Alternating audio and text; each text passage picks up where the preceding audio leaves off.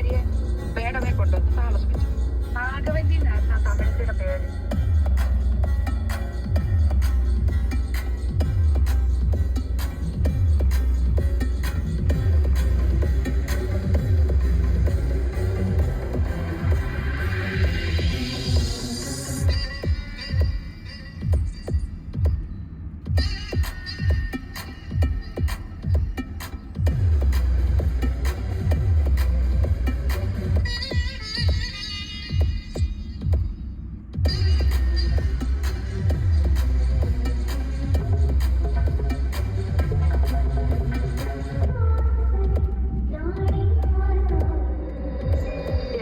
ദിവസം ദുർഗാഷ്ടമി രാത്രിയില് നാഗവല്ലിയുടെ പ്രേതാത്മാവ് ഒരു രക്തയക്ഷിയായിട്ട് മാറി കാർന്നവരെ കുത്തി കൊലപ്പെടുത്താൻ വേണ്ടി അരക്കകത്ത് വരെ കയറി ചെന്നാ പറയുന്നത്.